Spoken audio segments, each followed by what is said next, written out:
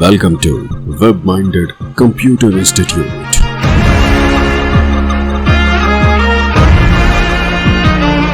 Then like, subscribe and share.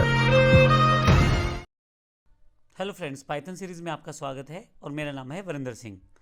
इस session में हम पाइथन में एक इम्पॉर्टेंट बात डिसीजन प्रोसेस के बारे में जानेंगे। जब भी आपको डिसीजन मेकिंग प्रोसेस करना होता है पाइथन प्रोग्राम्स में, तो हमें कुछ स्टेटमेंट्स की आवश्यकता होती है। जैसा उदाहरण के लिए हमें कुछ चूज़ करना है कुछ ऑप्शंस में से। हो सकता है आपको कोई एक ऑप्शन चुनना है और दूसरा नहीं, और इस केस में आपको डिसीजन बनाना पड़ेगा, डिसीजन क्रिएट करना पड़ेगा। उसके लिए हमें प्रोग्राम्स बनाते समय कुछ स्टेटमेंट्स की आवश्यकता होती है। इसमें सबसे पहली स्टेटमेंट रहती है इफ स्टेटमेंट। यदि आप किसी कंडीशन को चेक करना चाहते हैं और अगर वह कंडीशन ट्रू रहती है तो उस केस में कुछ कार्य करना चाहते हैं, तो इस केस में आप इफ स्टेटमेंट का यूज कर सकते हैं और इसके साथ ही आपका ब्लॉक जो है वो एग्जीक्यूट हो जाएगा। हमारे पास जितनी भी ये डिसीजन प्रोसेस रहती हैं, इसमें सभी ब्लॉक्स के रूप में कार्य करती हैं। सबसे पहले इफ स्टेटमेंट है। इफ स्टेटमेंट के साथ एक ब्लॉक जुड़ा रहेगा। आप इसको ऐसा कह सकते हैं, अगर आपने C++ या जावा किया है तो उसमें ब्रैकेट्स लगते थे, लेकिन पाइथन में इसको स्पेस के द्वारा इंडिकेट किया जाता है। तो एक पर्टिकुलर ब्लॉक में जितनी भी स्टेटमेंट्स रहती हैं, मान लीजिए आप 5 लाइनें या 10 लाइनें लिखते हैं, वो सभी की सभी एग्जीक्यूट हो जाएंगी अगर आपकी कंडीशन ट्रू रहती है इफ़ स्टेटमेंट के द्वारा। परंतु कई बार ऐसा होता है आपको ट्रू केस के साथ साथ फॉल्स केस पे भी कुछ एग्जीक्यूट करवाना है। कुछ स्टेटमेंट्स को आप फॉल्स केस में भी एग्जीक्यूट करना चाहते हैं। ऐसे केस में आपको इफ़ से कार्य नहीं चलेगा, आपको इफ़ और एल्स दोनों की ज़रूरत पड़ेगी। यहाँ सबसे इंपॉर्टेंट पॉइंट जो है वो ये है कि या तो इफ़ स्टेटमेंट एग्जीक्यूट होगी या एल्स स्टेटमेंट एग्जीक्यूट होगी। इसका अर्थ ये हुआ कि इफ़ एल्स के केस में दो ब्लॉक बनेंगे।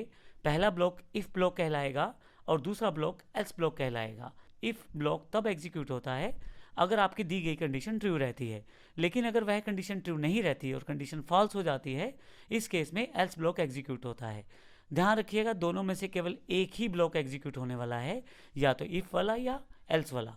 तो इस तरह से ये डिसीजन मेकिंग करना आसान हो जाता है। जब आपको कंडीशनल स्टेटमेंट्स के अकॉर्डिंग कुछ डिसीजन लेना है, तो या तो इफ ब्लॉक एग्जीक्यूट होगा या एल्स ब्लॉक एग्जीक्यूट होगा, तो आपका प्रोग्रामिंग का फ्लो अकॉर्डिंग टू कंडीशन हो जाएगा। इसके पश्चात नेक्स्ट जो पार्ट है वो थर्ड है एलिफ स्टेटमेंट। जैसा कि हमारे पास इफ़ के साथ अगर आपको एक से ज़्यादा कंडीशंस लगानी हैं और पहली कंडीशन अगर ट्रू नहीं हुई तो फिर दूसरी कंडीशन, दूसरी नहीं ट्रू हुई तो फिर तीसरी कंडीशन, इस तरह से हम काफ़ी सारी कंडीशंस को मेंशन कर सकते हैं। उसके लिए हम पाइथन में एलिफ स्टेटमेंट का प्रयोग करते हैं। जब हम प्रैक्टिकल प्रोसेस में जाएंगे तो हम देखेंगे किस तरह से हम एक ही प्रोग्राम के अंदर काफ़ी सारी कंडीशंस सेटअप कर सकते हैं एलिफ स्टेटमेंट के द्वारा। इसमें आपके पास जो स्टेटमेंट्स में आपने जितनी भी कंडीशंस डिफाइन की हैं, उन कंडीशंस के अकॉर्डिंग आपके पास आउटपुट आता चला जाएगा। अब जो कंडीशन आपकी ट्रू रहेगी उसके अकॉर्डिंग आपके पास आउटपुट अवेलेबल हो जाएगा। फाइनली आपके पास नेस्टेड इफ स्टेटमेंट है। इसमें हमारे पास नेस्टेड इफ का अर्थ ये है कि पहली स्टेटमेंट के अंदर दूसरी स्टेटमेंट, दूसरी स्टेटमेंट के अंतर्गत तीसरी स्टेटमेंट, तीसरी स्टेटमेंट के अंतर्गत चौथी स्टेटमेंट। तो इस तरह से एक हायरार्की सी बन जाती है स्टेटमेंट्स को लेके। तो नेस्टेड का फ़ायदा ये रहता है कि जब पहली कंडीशन ट्रू रहती है तो फिर दूसरी कंडीशन चलेगी, दूसरी कंडीशन ट्रू रहेगी तो तीसरी कंडीशन चलेगी। तो नेस्टेड में आप इस तरह से प्रोग्रामिंग कर सकते हैं और डिसीजन प्रोसेस को आसान कर सकते हैं पाइथन में। इस सेशन में हमने एक ब्रीफ ओवरव्यू सा लिया है सभी डिसीजन प्रोसेसेस का।